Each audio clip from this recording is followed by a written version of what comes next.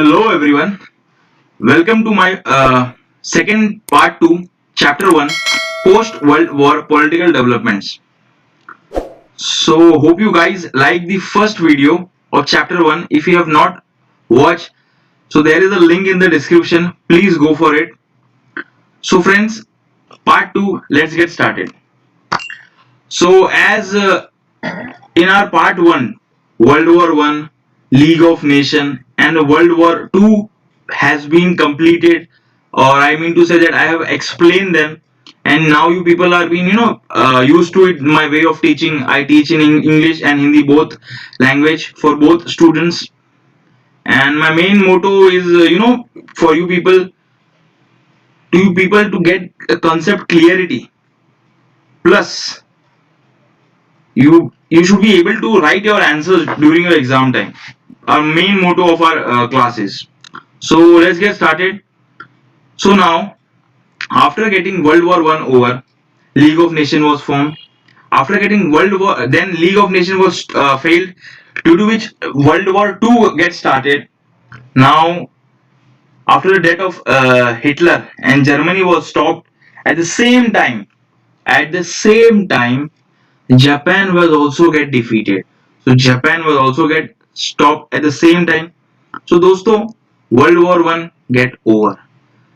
सो दोस्तों, इसके बाद शुरू हुआ था आपका कोल्ड वॉर का दौर. कोल्ड वॉर बेसिकली क्या होता है, मैं छोटे से समझाता हूं आपको कि आप लड़ते नहीं हो, लेकिन आप एक दूसरे को गुस्से से जरूर देखते हो. टेस्टिंग एग्जांपल, ये फीमेल्स में काफी होता है, वो लड़ते बहुत कम है, लेकिन they have an tussle among each other. लड़कों में भी होता है, मतलब वो लड़ते नहीं है, लेकिन उनके अंदर होता है कि मैं इसे पसंद नहीं करता.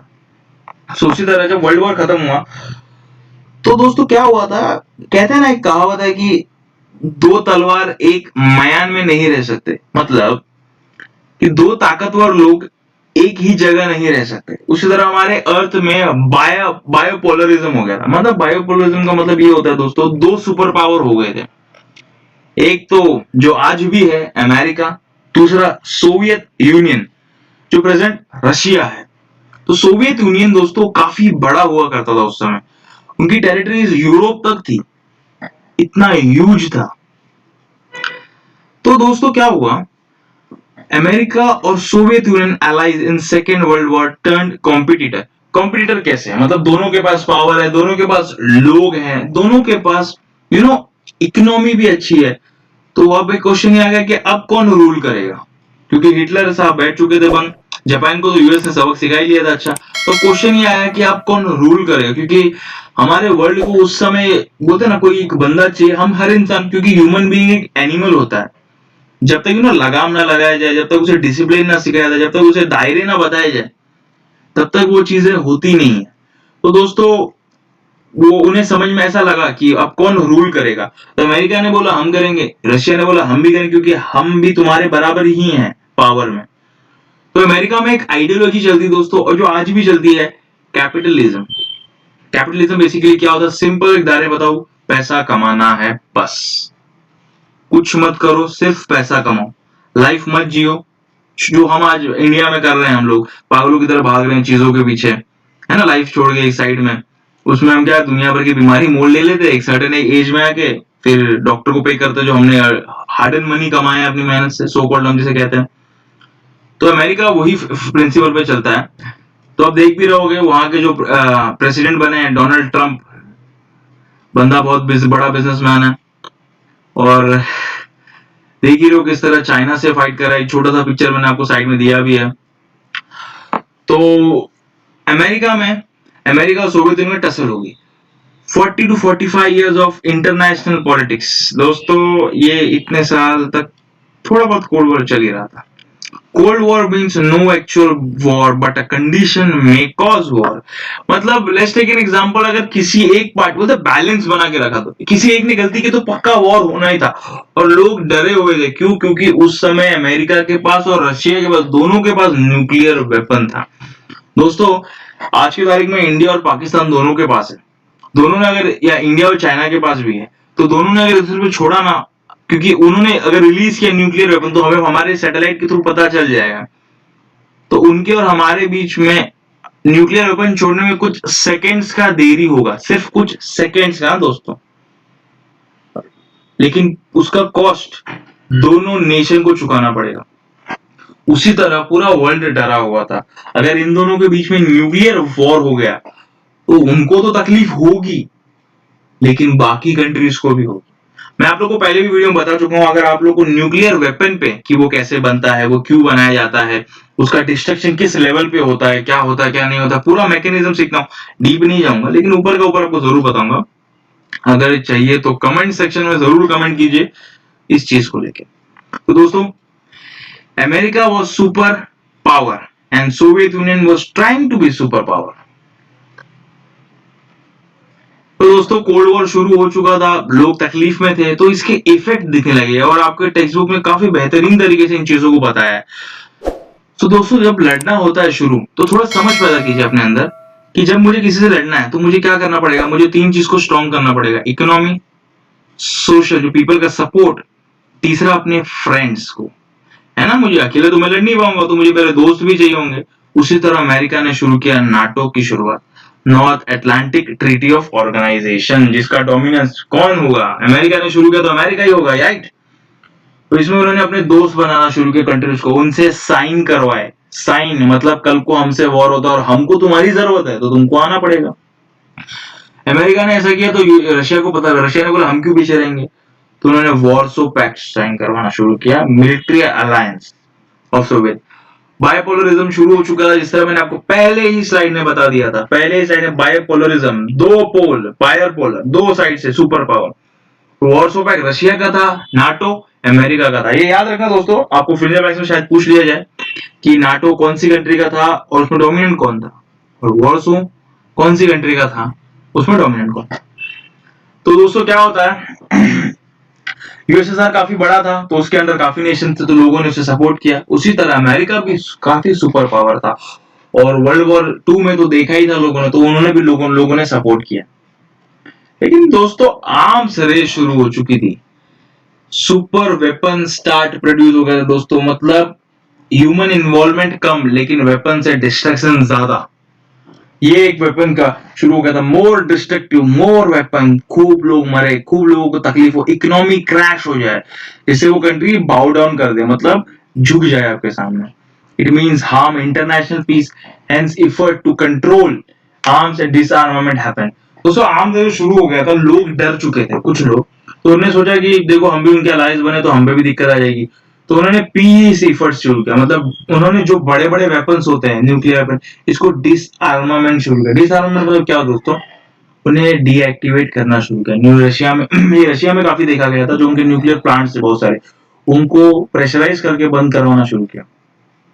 न्यूक्लियर प्लांट बेसिकली होता क्या है, टेक्नोलॉजी से चलता है, उसे टेक्नोलॉजी को बंद कर दो वो बनना बंद हो जाएगा, खत्म, simple. Creation of regional organization. दोस्तों, काफी ऑर्गेनाइजेशन थे जिनको लड़ना पसंद नहीं था, हमारे देश को भी पसंद नहीं लड़ना, इसलिए हम टॉक ओवर टेबल करते हैं, हम टेबल पर बैठा के बात करते हैं, हम समझाते हैं उन्हें, वो हमें समझाते हैं कि वॉर क्यों शुरू हुआ था। उसी तरह काफी साउथ ईस्ट जो नेशंस हैं, उन्होंने सोचा कि यार लड़ ये दो रहे हैं, फायदा इन दोनों का होगा, इंटरेस्ट ये दोनों का है, इसमें हम क्यों पिसे, हम प्रॉब्लम में आ जाएंगे, हमारी इकोनॉमी डेवलपमेंट, हमारे लोगों के पास खाने को पैसा नहीं है, और we can't afford war in this time, okay. तो economic development important, so they move toward no super power cooperation. मतलब हम किसी सुपर पावर को कोऑपरेट नहीं करते दोस्त, अपने को लेना देना नहीं, कौन लड़ा है कौन नहीं लड़ा, हमें होते हैं ना, काफी लोग ऐसे होते हैं, उन्हें कुछ, उनको सिर्फ पैसा चाहिए, क्योंकि उनको खुद का डेवलपमेंट करना है, उनको खुद को ग्रो करना है, उनको पता है ये दो लड़ रहे हैं क्योंकि इनका पैसा, इनका इकोनॉमी स्टेबल है, ये काफी स्टेबल लोग हैं, लेकिन हम अफोर्ड नहीं कर सकते लड़ना क्योंकि हम स्टेबल नहीं है। तो आसियान फॉर्म हुआ, इसके जो फाउंडर्स है, ये कुछ कंट्रीज का नाम मैंने लिखा है, काफी हैं आप, लेकिन ये नाम को आप जरा याद रखिए, काफी काम आएगा आपको। तो आसियान बेसिकली क्या था, ट्रेडिंग ब्लॉक, ये सब कंट्रीज मिलजुल के प्रोडक्ट्स बनाते थे और कंट्रीज को सप्लाई करते थे। दोस्तों, लड़ रहे थे लेकिन उनकी इकोनॉमी भी चल रही थी, लोग खा रहे थे, पी रहे थे, लोग अपने कपड़े पहन रहे थे। तो कुछ हद तक ये कंट्रीज उन्हें प्रोवाइड कर रही थी वो चीजें, क्योंकि इकोनॉमी चलना बहुत जरूरी है दोस्तों। अभी कोविड के समय आप देख रहे होंगे कि कैसा प्रॉब्लम चल रहा है, इकोनॉमी हमारी कैसी डाउन हो गई है। नॉन अलाइन मूवमेंट, दोस्तों ये जान के आपको काफी अच्छा लगेगा कि जो हमारे जवाहरलाल नेहरू थे, उन्होंने हिम्मत जुटा के, कहते हैं ना, मतलब किसी पावरफुल आदमी के अगेंस्ट खड़े होने को भी काफी हिम्मत लगता है। तो उन्होंने हिम्मत जुटा के दो पावरफुल, कौन से, यूएसए और रशिया के अगेंस्ट नॉन अलाइनमेंट मूवमेंट खड़ा किया। दोस्तों वो अकेले नहीं थे इसमें, ऑफ कोर्स, क्योंकि ये काफी बड़ा मूवमेंट था। तो उनके साथ कौन कौन थे? प्रेसिडेंट ऑफ यugoslavia marshal Tito, president of Egypt Gamal Abdul Nasser, president of Indonesia doctor Sukarno, and president prime minister of Ghana doctor केवी, मुझे माफ करना, प्रोनाउंसिएशन में काफी दिक्कत हो रही है। ये आपके पेज में, पेज 61 में ये पूरे नाम लिखे हैं आपको नॉन अलाइन मूवमेंट को लेके। ये सारे बंदे जिनका नाम मैंने लिया, ये सब यहाँ खड़े हैं दोस्तों, सब। तो decide to stand out of cold war, इन्होंने डिसाइड किया भाई हमको लड़ना नहीं है, हमको, क्योंकि हम अभी, और ये कंट्रीज कौन से थे? ये एशिया अफ्रीका के वो कंट्रीज थे जो आफ्टर वर्ल्ड वॉर 2 के बाद इंडिपेंडेंट हुए। दोस्तों जब हमारा देश को इंडिपेंडेंस मिला ना, हमारे देश की हालत पूरी खराब थी। अंग्रेज हमें चूस के गए थे अच्छे से, कुछ नहीं छोड़ा था उन लोगों ने हमारे पास। और देखिए आज हमारा कंट्री कितना आगे है ना। उस समय लोगों को, अभी तो खैर कम लोगों को मिल रहा है खाने को, खाना है ना, पॉपुलेशन ज्यादा इससे दिक्कत हुई है, लेकिन उस समय तो हाफ ऑफ द पॉपुलेशन के पास खाने को पैसा नहीं था। तो जवाहरलाल नेहरू साहब ने काफी अच्छा स्टेटमेंट कहा था कि उन्होंने ये कहा था कि we are not developed countries, कि we have resources and we have to divide it, लेकिन ही सेड दैट कि we are under developed, we have poverty and we have to divide that poverty. काफी बेहतरीन statement कहा था, और he was a very good intellectual type person. आप उनके बारे में कभी भी मौका मिले पढ़िए, जरूर पढ़िए, को बहुत मजा आएगा। The more you know about him, the more you don't know about him. Started in 1961। क्या स्टार्ट हुआ था 1961? Non align movement. ये बेसिकली क्या था? इसने अपोज किया कॉलोनिज्म। कॉलोनिज्म बेसिकली कॉलोनीज को, अपने जैसे ब्रिटिशर्स ने हमको हमारी कॉलोनी बनाई थी। सेकेंड, इंपीरियलिज्म, राजाशाही जो होता है ना दोस्तों, इंपीरियल रूलर होगा आपके ऊपर, आपको रूल करेगा। Second, racism. Racism basically simple है दोस्तों, काले गोरे का भेदभाव। अमेरिका में कहा जाता है उस समय कि जो अभी भी होता है रेसिज्म, आप अमेरिका में आज भी देखते हो कि कालों को स्लेव समझा जाता है और गोरों को काफी कुछ अच्छा। इस तरह हमारे इंडिया में भी हमें बेवकूफ बनाया जाता है, काफी फेयरनेस सो कॉल्ड कंपनियों की वजह से अपने कॉस्मेटिक हमें बेचते हैं, हमें बेवकूफ बनाते हैं। एंकरेज इंटरनेशनल पीस, दोस्तों वही था कि हमें एंकरेज करना था इंटरनेशनल पीस को। Principle was humanism, global peace and equality. Humanism दोस्तों भाईचारा है ना। ह्यूमनिज्म बेसिकली क्या, आप एक ह्यूमन हो, मैं एक ह्यूमन हूं, मैं आपको ट्रीट अच्छे से करूंगा, आप मुझे ट्रीट अच्छे से करोगे, मैं आपको तकलीफ नहीं दूंगा, आप मुझे तकलीफ दूंगा। ये ह्यूमनिज्म का, ये हमारे भारत का सार है दोस्तों। Global peace, live and let live, जियो और जीने दो, ये भी हमारे भारत का प्रिंसिपल। इक्वालिटी, हम हर किसी को इक्वली ट्रीट करेंगे, कुछ हद तक ये भी हमारे भारत का प्रिंसिपल है दोस्तों। और हमारे कॉन्स्टिट्यूशन ने इन चीजों को काफी महत्व दिया है। अगर आप कभी मौका मिले आपको पढ़ने का तो पढ़ लीजिए। Inspire less develop country to come together, तो लेस डेवलप कंट्री थी, उनको इंस्पायर किया कि तुम आओ साथ में, हम साथ में मिलके खड़े होंगे और लड़ेंगे। Give confidence and assert them self, दोस्तों उन्हें देखो कैसा होता है, कभी कभी किसी वीक पर्सन को ना दोस्तों, वो वीक कभी होता नहीं है, ये उसके दिमाग में परसेप्शन होता है कि वो वीक है। तो हम उसे अगर छोटा सा सपोर्ट कर रहे हैं, या हम उसे कॉन्फिडेंस दे कि तेरे से ये हो सकता है ये चीज, तू हमारे साथ खड़े रहे, हम लड़ेंगे, नॉन अलाइनमेंट मूवमेंट करेंगे, हमें जरूरत नहीं है रशिया यूएस का पार्ट बनने का। ये कॉन्फिडेंस इन पांचों व्यक्तियों ने दिया और हिस्ट्री में अपना नाम मुकम्मल किया।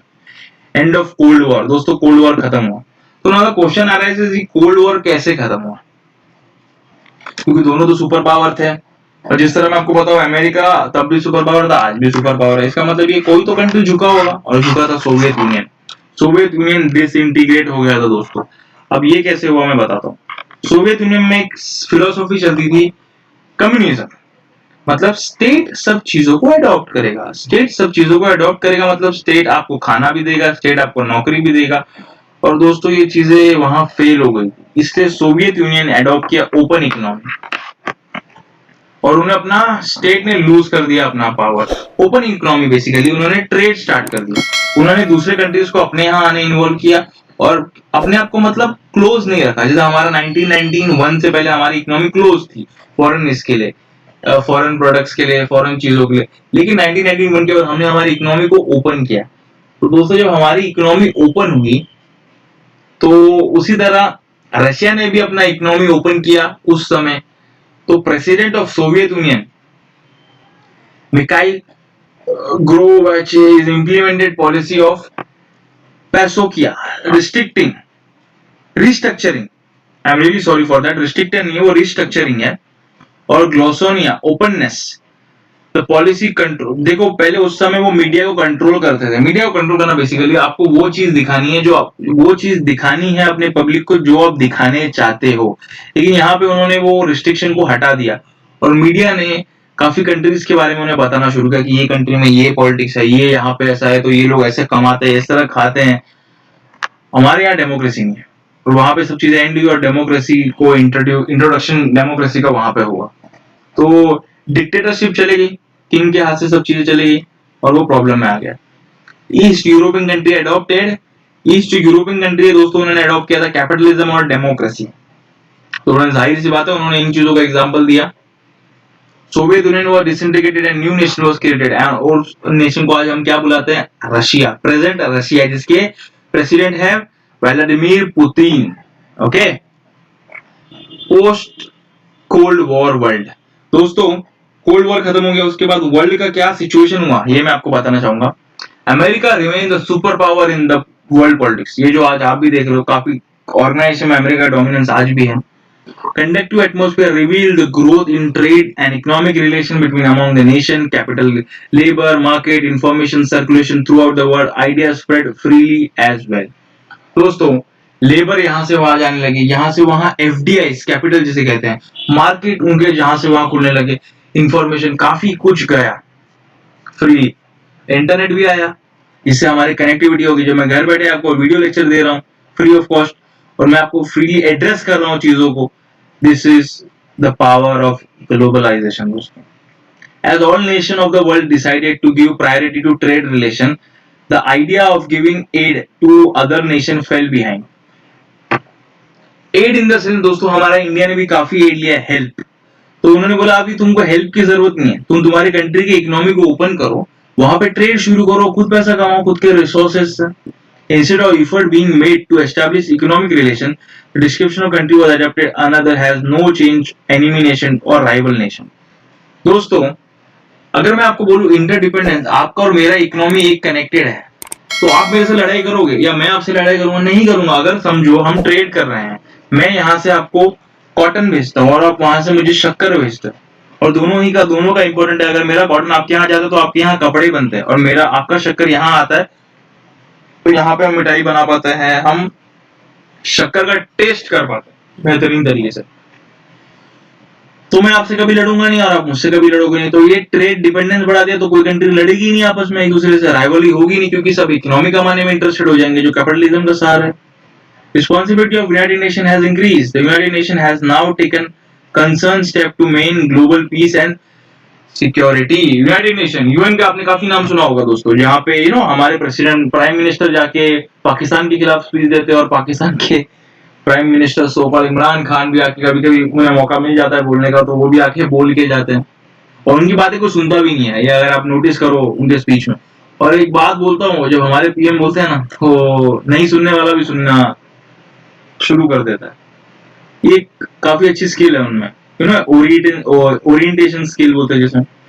Environment protection, foresting of human rights, gender equality, management of natural calamity now acquire global dimension. दोस्तों ह्यूमन राइट्स काफी कुछ एक्टिव है हमारे इंडिया में। जेंडर इक्वालिटी वो तो काफी एक्टिव और बहुत बेहतरीन चीज है कि हर एक जेंडर को, पहले तो हमारे मेल फीमेल होता था, अभी एलजीबीटी कम्युनिटी को भी हमने राइट, इक्वल राइट देना शुरू किया। मैनेजमेंट ऑफ नेचुरल कैलामिटी, दोस्तों अभी आप फील कर ही रहे हो मुंबई में काफी पानी भर गया था, इसी तरह हमारा पूरा इंडिया आज फेस कर रहा है नेशनल कैलामिटीज। तो क्या होता है, गवर्नमेंट से एड मिलती है, गवर्नमेंट कौन, सेंट्रल गवर्नमेंट एड देती है, और सेंट्रल गवर्नमेंट का कभी पैसा ना हो वर्ल्ड हेल्थ ऑर्गेनाइजेशन भी थी, जैसे WHO ने इंडिया को कोरोना जैसी कैलामिटी से लड़ने के लिए पैसे दिए थे। ग्लोबलाइजेशन दोस्तों, जब कनेक्टिविटी बढ़ जाए, जिस तरह देखो साइड में पिक्चर दिख रही है आपको, जहां बताया है कि हर एक कंट्री एक दूसरे से कनेक्टेड है आज की तारीख में, उसे हम ग्लोबलाइजेशन करते हैं। After the end of cold war, trade economic relation with the countries become more open due to revolution of inter information technology. Different events and development began to know everyone. The boundaries between the nation did not remain as they were before. All processes are together called globalization. दोस्तों boundaries देखिए ना, यहाँ पे side में picture देखो, कोई भी country की बाउंड्रीज आज ना अकेले नहीं है, सब एक दूसरे को कनेक्टेड है किसी न किसी वे से। बस दोस्तों इसे ही ग्लोबलाइजेशन कहते हैं। अभी इंटरनेट का बेस्ट एग्जांपल लेते हैं, हर एक country max to max except North Korea जहां पे डिक्टेटरशिप है, वो कंट्री ज्यादा ओपन नहीं है, और बाकी मैक्स टू मैक्स सारी कंट्रीज में इंटरनेट है। एक आपको बात बताओ, मिडिल ईस्ट में कंट्री में रेवोल्यूशन आया था, वो कंट्री का नाम आप कमेंट सेक्शन में लिख सकते हो, उसे ट्यूलिप रेवोल्यूशन कहते थे। और वो रेवोल्यूशन कैसे आया था पता है आपको दोस्तों? वो रेवोल्यूशन आया था फेसबुक के हेल्प से। फेसबुक के ओनर ने हेल्प नहीं किया था, लेकिन फेसबुक पे लोगों का दूसरे कंट्री से कनेक्शन देखा, उनको अलग अलग टेक्नोलॉजी, अलग अलग कंट्रीज के बारे में पता चला, जिससे उन्होंने खुद के कंट्री को भी डिक्टेटरशिप से फ्री किया। The economics of different countries got linked with each other. Trade increased, economic unification grew, plenty of products become available in the market, but the gap between rich and poor did not reduce. दोस्तों ये बहुत बड़ा drawback हुआ जिसे हमारे India ने बहुत बेहतरीन तरीके से फेस किया। हमारे यहाँ पे रिच और रिच होते गए, पुअर बेचारे और पुअर होते गए। So we studied global development on from 1945 onwards. We understood the world in, ये देखिए हमने पूरे चैप्टर में क्या सीखा, मैं आपको एक शॉर्ट में बताना चाहूंगा। ग्लोबल डेवलपमेंट हमने सीखे 1945 ऑनवर्ड्स, बराबर। ये वर्ल्ड वॉर शुरू हुआ, फिर वर्ल्ड वॉर, फिर ये आपका लीग ऑफ नेशन आया, उसके बाद आपका वर्ल्ड वॉर 2 हुआ, उसके बाद कोल्ड वॉर शुरू हुआ, कोल्ड वॉर के बाद post cold war NAM, non alignment movement, और जैसे एशियन जैसे काफी वो चीजें हुई। Understood global cold war period, arms race, efforts of disarmament, मैंने बताया आपको जिस तरह वेपन्स को डिसआर्मामेंट किया था। We should also learn about the meaning of globalization, और अगले मैं आपको बताऊंगा फॉरेन पॉलिसीज के बारे में। So thank you friends, hope आपको वीडियो काफी अच्छा लगा हो। अगर आपको कोई भी चीज समझ में नहीं आई तो प्लीज दोस्तों कमेंट सेक्शन में प्लीज बता दीजिए मुझे ये चीज समझ में आई। मैं आपको नेक्स्ट वीडियो को शुरू करने से पहले आपके डाउट्स को जरूर लूंगा, और अगर आपको वीडियो अच्छा लगे तो प्लीज लाइक कीजिए। और ऐसा कहते हैं दोस्तों, केयरिंग इज शेयरिंग। और ऐसे पैंडेमिक के समय जहां आपका स्कूल नहीं चल रहा है, तो आप मेरे वीडियोस को शेयर करके चैप्टर्स को बेहतरीन तरीके से समझ सकते हो। और प्लीज आपके लाइक हमें काफी मोटिवेट करते हैं दोस्तों, और नए और अच्छे और वीडियोस लाने के लिए हमें प्रोवोक करते हैं। तो दोस्तों थैंक यू, काफी अच्छा लगा आप लोगों को पढ़ा के।